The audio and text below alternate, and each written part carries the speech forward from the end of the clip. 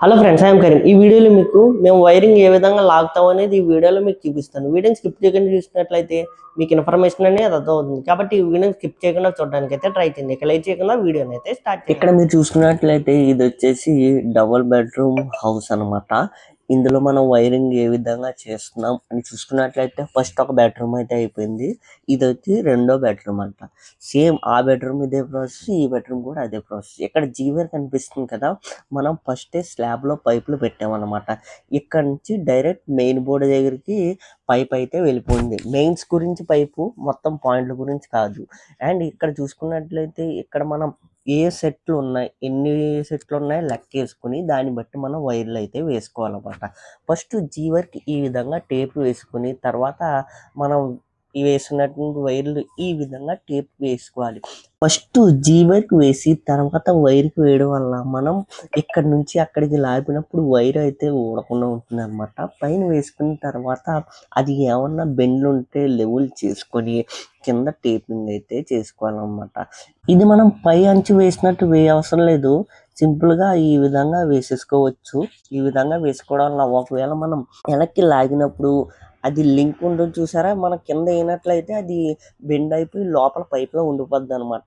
తొందరగా బ్యాక్ సైడ్కి రాదు. అందుకే ఈ విధంగా వేసుకోవాలి. ఇక్కడ మనం ఎన్ని సెట్లు వేసామో చూసుకున్నట్లు 2.5 2, 1.5 3, అంటే 2.5 ఏసీకి, 1.5 బోర్డు సెట్టు అండ్ ఇంకోటి ఇన్వర్టర్ 1.5 అనమాట. ఒక ఎర్త్ వేసి ఇక్కడ ఫుల్ టేపింగ్ అయిపోయిన తర్వాత మెయిన్ బోర్డు దగ్గరికి మనం వెళ్ళిపోవాలి.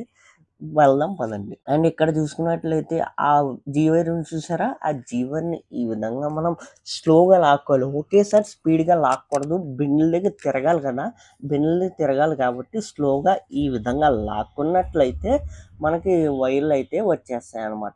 ఇది మన ఫ్యూచర్లో ఏమన్నా వైర్లు కావాలన్నా వేసుకోవచ్చు, సింపుల్ అనమాట ఈ విధంగా పెట్టుకోవడం వల్ల. తర్వాత వచ్చిన తర్వాత టేపింగ్ అయితే చూసుకొని మనకు మెయిన్ బోర్డులో ఎంత కావాలో అంత పెట్టేవాళ్ళు. కొంచెం ఎక్కువే పెట్టుకోవాలి, ఎందుకంటే అది రౌండ్లు అట్లా తిరుగుతుంది కాబట్టి మనకి ఎగ్జాక్ట్ లెక్క తెలీదు. కొంచెం ఎక్కువ పెట్టుకోవడం వల్ల మనం వైరింగ్ చేసినప్పుడు అన్ని విధాలుగా కంఫర్ట్గా ఉంటుంది అనమాట. ఇప్పుడు ఇక్కడికి అన్ని వైర్లు వచ్చేసాయి కదా, ఇప్పుడు మెయిన్స్ లాక్కున్నప్పుడు దీనికి మనం 2 వైర్లు 2 యాడ్ చేసుకోవాలి. అంటే 2 సెట్లు అంటే 4 వైర్లు.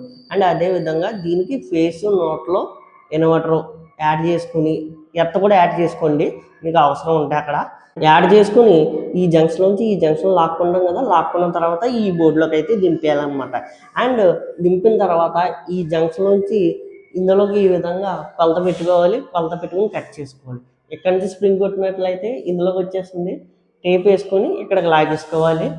అండ్ అదేవిధంగా అది వచ్చి లైట్ పాయింట్ అనమాట, ఇందులో ఉంటుంది. ఇది 2 మీద కంట్రోల్ అవుతుంది, ఫ్యాన్ కూడా 2 మీద కంట్రోల్ అవుతుంది.